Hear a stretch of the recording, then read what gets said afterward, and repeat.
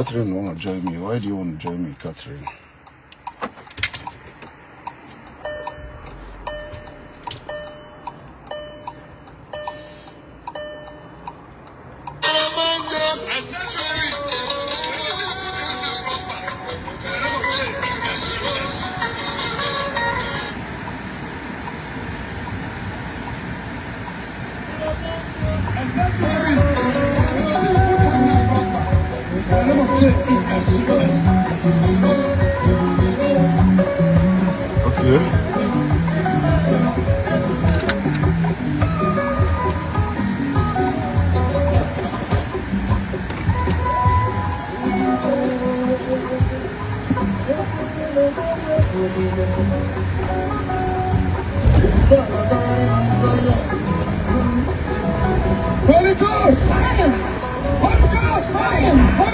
So sometimes, when you want to write to me,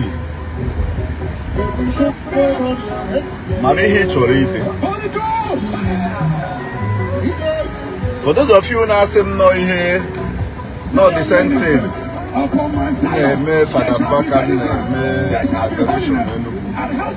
What's my business with Father Baka and the India adoration?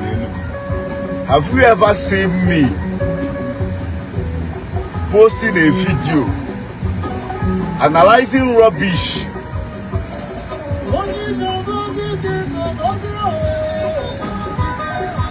about Father Baka on what happened to the ministry, tagging it RNG, tagging it fake, tagging it Nonya Abukonya, Onya Abukonya Aboronka?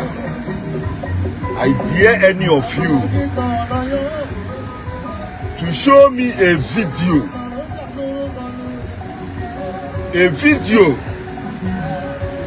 post nugo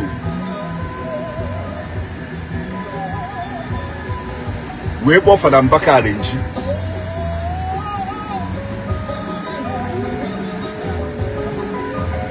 If any of you can show me a video, even one go for them back arrange, or now kind of whatever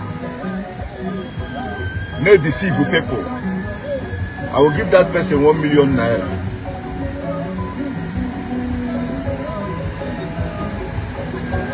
Sharp sharp.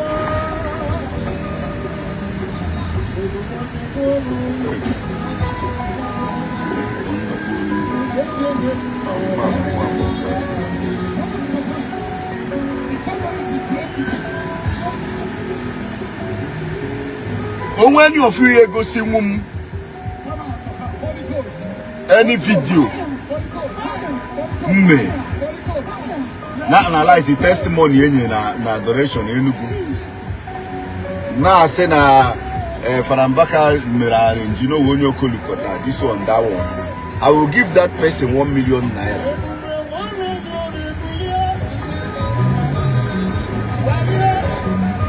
You know? Because some of you are very useless. Oh yeah, me rani Igbo do not today. Oh yeah, me buy juwe asa. Yeah, me buy juwe asa today. Because of your how keep you in a quick show. When you want to be a corner, so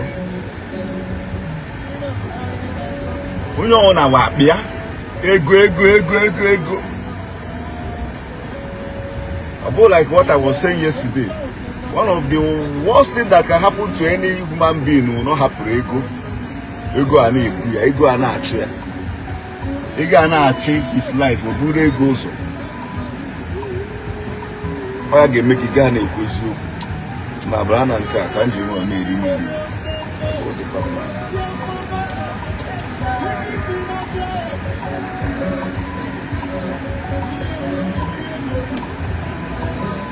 If any of you can show me that video, 1 million naira can me send you.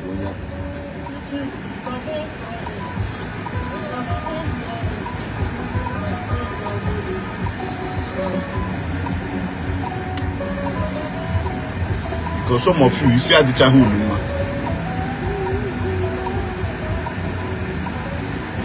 some of you will go because onye nke dị onye eme onwezi onye na-ekwu eziokwu ozi onye eziokwu dị n'ọnụ.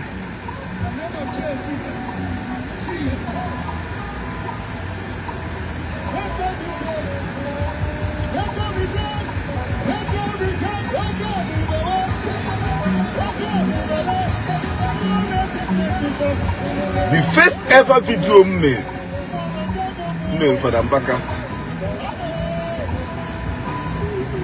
was it not okay?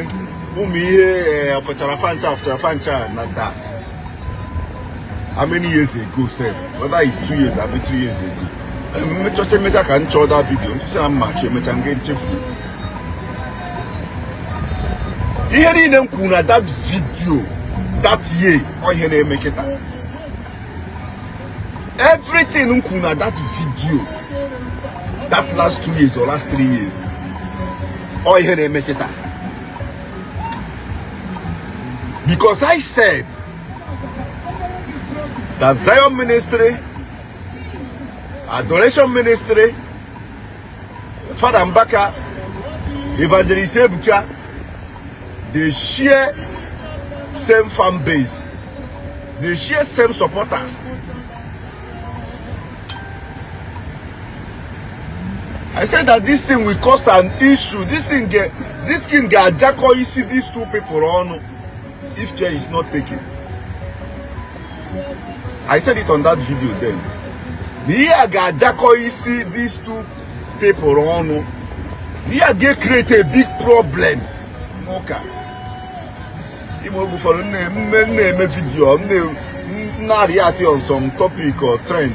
Some of you feel it and anime query on and the bias. And I'm not at na ihe social media. Before until on any trend or any topic or any whatever. Or on my spirit is push you. And I did my job so more by here. And a man will analyze here everything. And make sure that I must say that truth and nothing but the truth. I will look for that video. Everything need them kuna that video that year. Or here they make it. Keta the adoration and the Zion ministry. How far? And the some whom we do to put us again. Evangelist Ebuka Obi. Why they knew the main person caused all those things. And as you can say, for they can never see. Evangelist Ebuka cause all this thing as how when I put on for once to react on social media.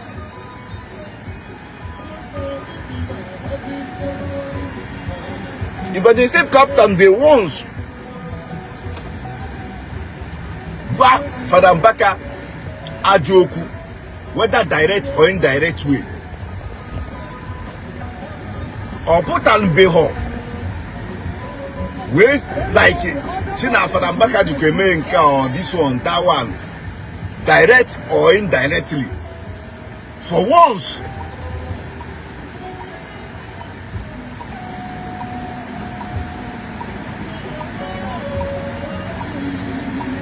you know?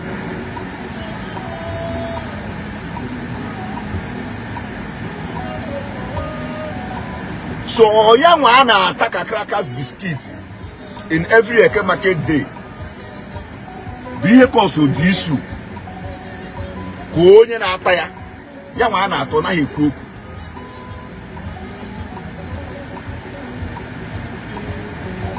Young unu bake okoro. Unu like it. Unu wasiri azu. Unu kyawari Evangelist Ebuka azu na nki azu.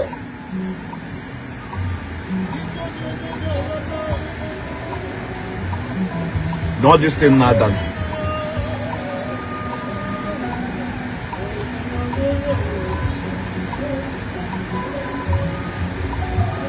Onye ọbụla wụ a clergy, a real man of God, a real pastor. whatever that has to do with Christianity and then I connect with your spirit and everything. You watch Evangelist Ebuka Obi ministry. You should know the marriage or no bohore. Imana. You kwesi he dendo. Izu kwa di hogi no. Imana izu ku 1 naira. Adi hunya hu no.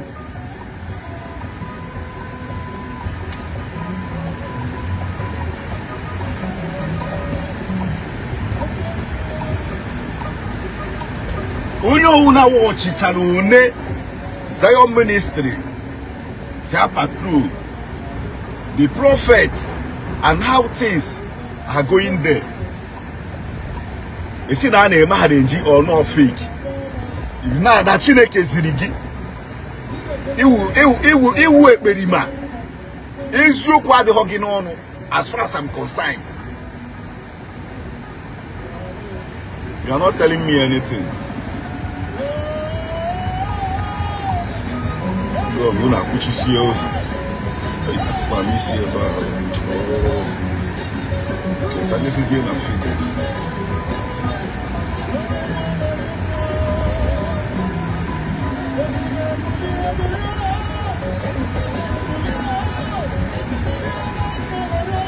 Iman a single truth.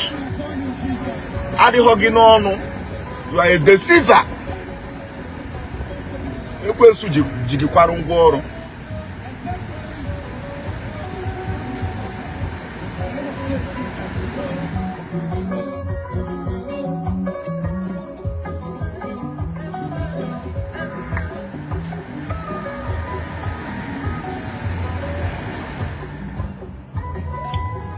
You know? Because so certain things you need your kagwa. Or the on the ko watch abanaka. You need your kego sigi ni ha kwa watch abanaka ngwane. Or less nature they pretend. Ne ma ho ni ha kwa watch. Meanwhile, you matakwa ni ha watch, you matakwa ihe na ako.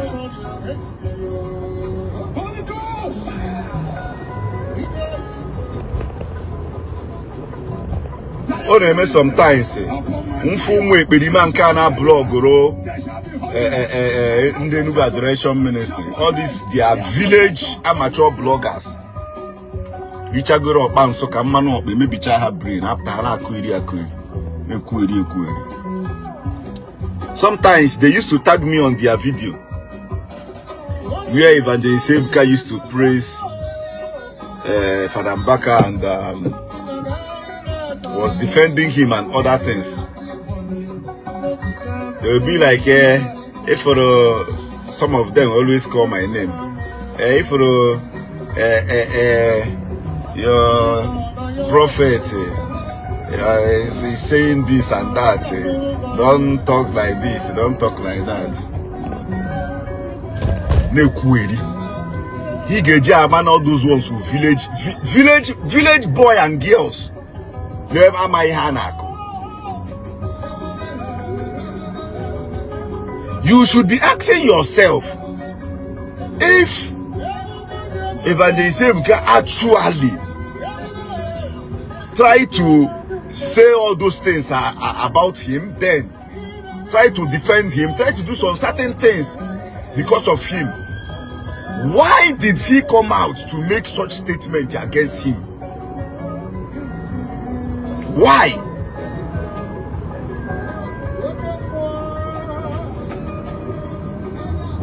I think you get man on that, bro. Amateur blogger. Actually, go Facebook. The Bokocha old video. Jile create nuisance, cause issue.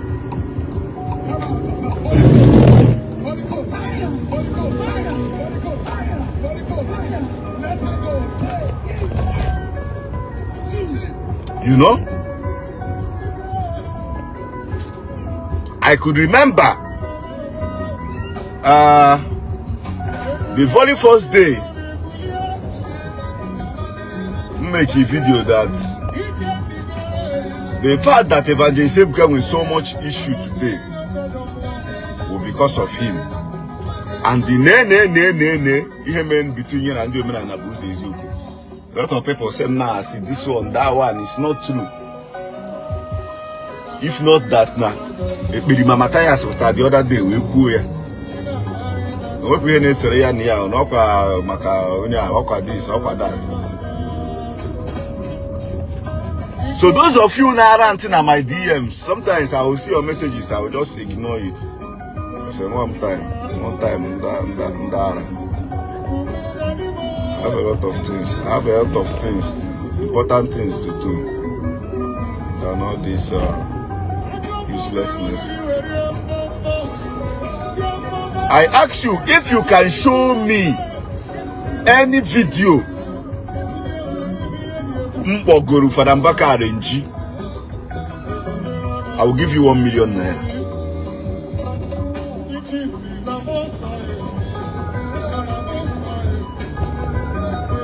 You guys know yourself.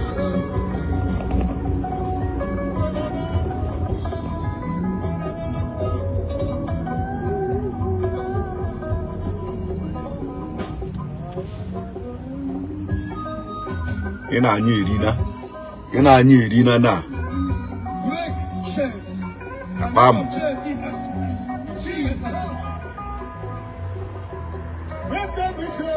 The bus driver, the chairman, that's what I'm mad at. When I see the good mean himself, I see the mean again.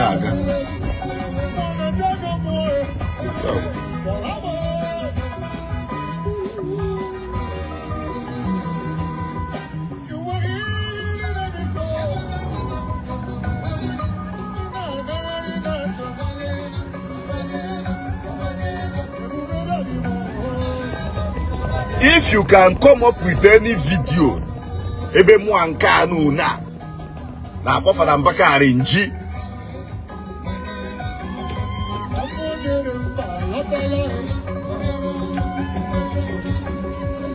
Post the video and tag me. Okay, choye kose na anyi edi anya. Ya go maybe na cheba.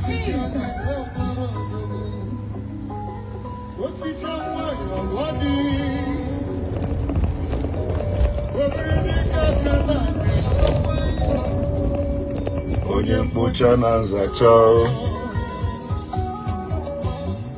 Iron breaker.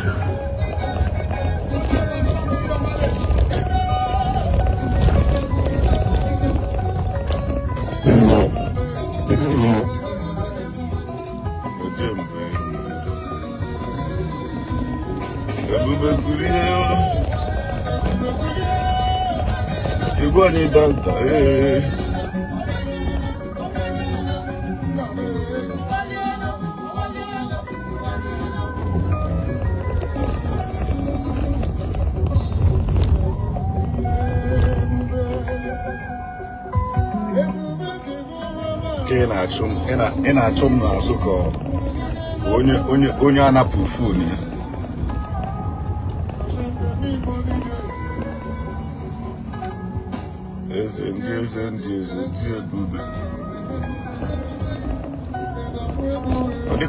Also won't get home. I'll still come back to what I'm saying. I just remember something. Some girls, they're very stubborn in terms of driving.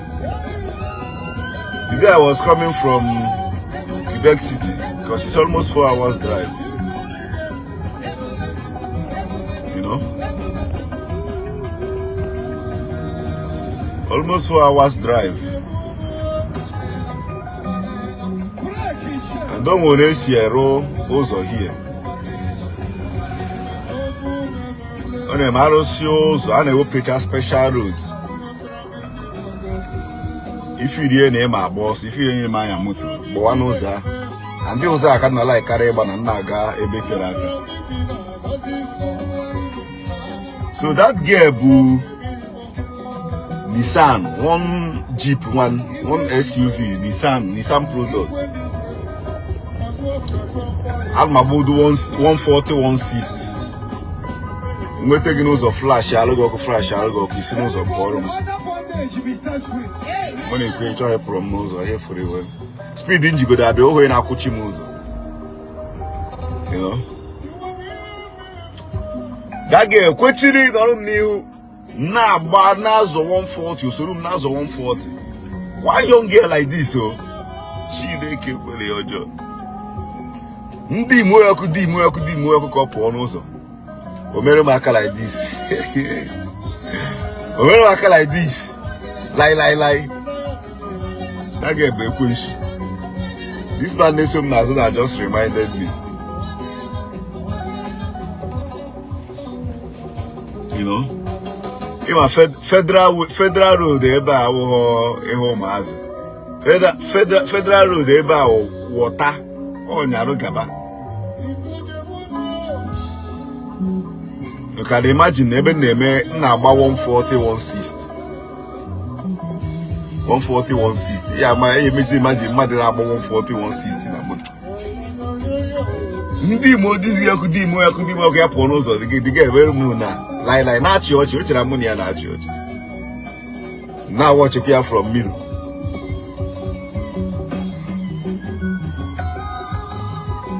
You know? Chopa dia okay, anyways,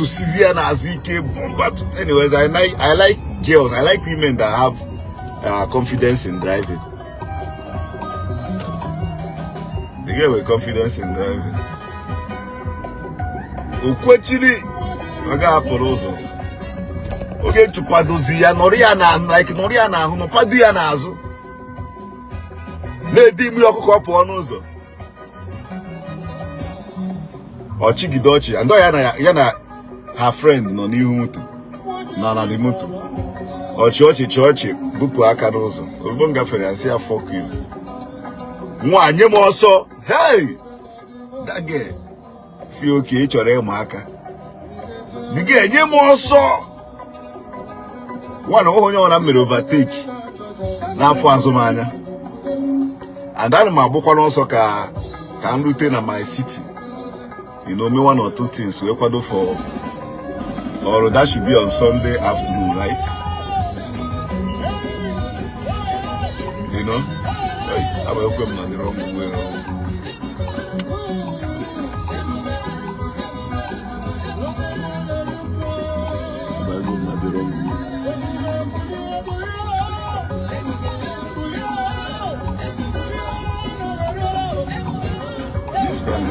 Here we come by and catching it.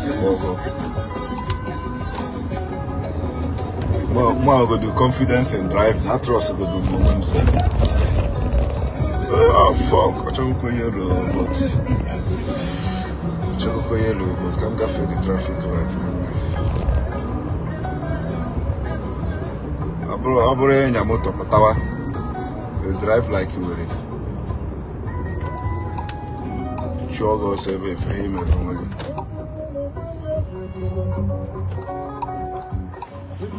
so this girl, you also chum one not the good to save. Or chupadum kwechiri. What you do? Oh, a bridge, eben bute. Those are they not there. And it was as if like no fuel they come at the game. On a chum.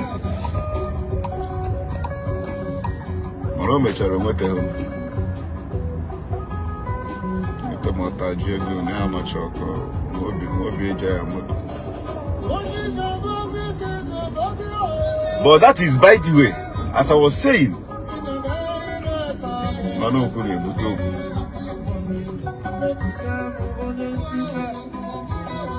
All of you now say not justify all these things. Say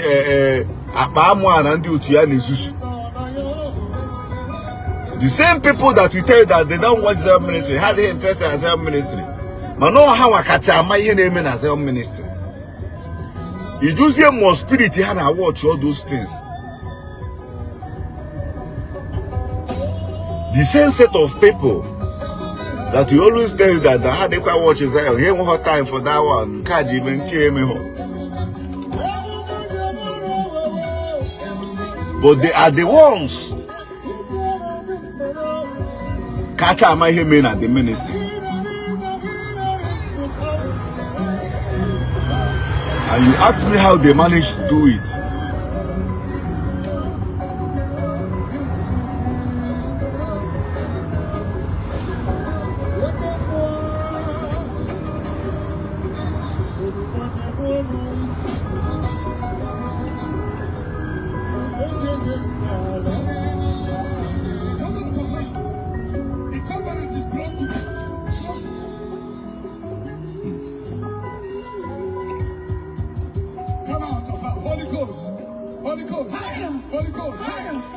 You know,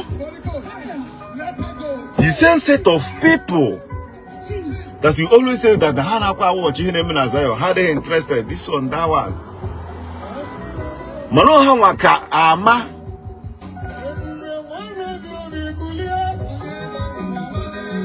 Ihe Meru Nazayo. Let me send a message first.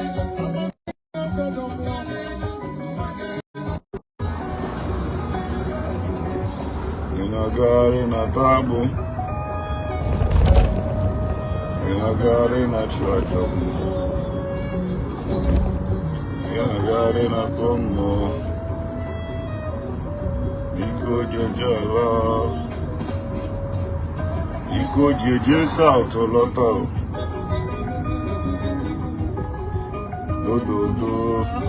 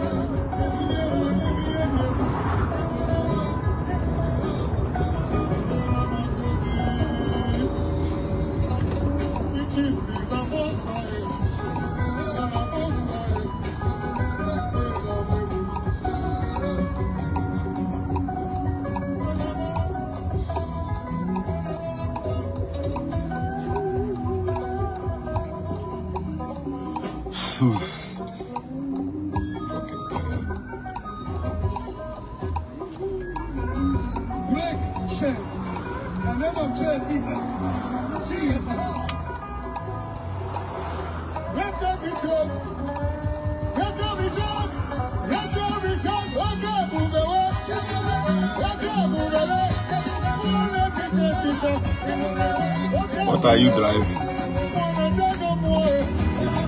I was waiting for you to go in. You know, Buhari Bukurishi driver.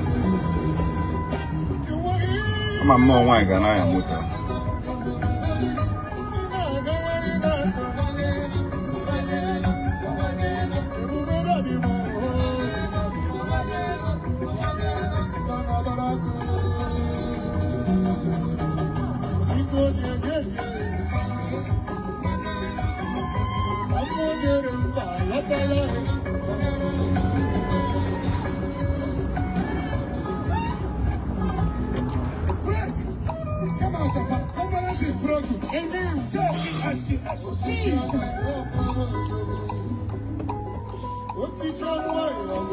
So just like I said yesterday, oh, na turn that fire hofonye, they will never stop all these things. Like all they did the hofonye, piawa onya hazu with all seriousness.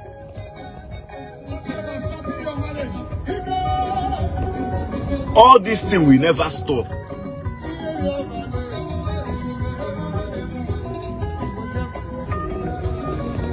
Because it's becoming too much.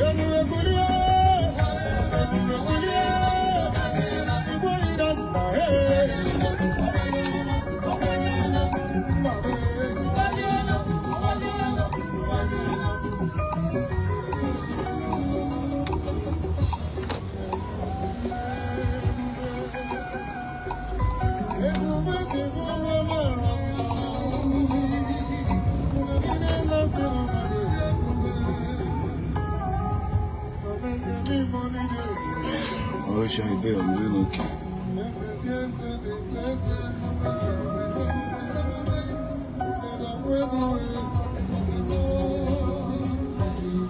I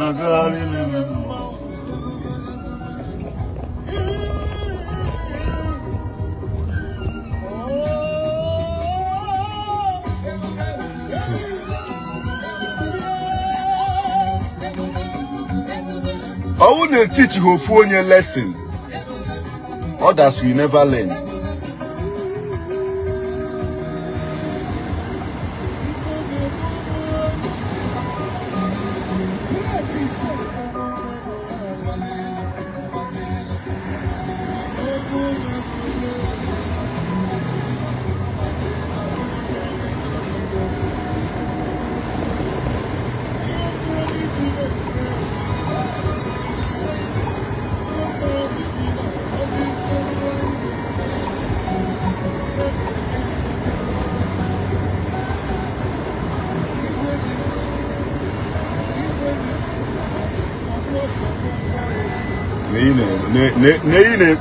Na itimero mwa muchakwa nuchi eka mwanisi atom na itimero de ekwa eja mwa ya kita tiwe mbu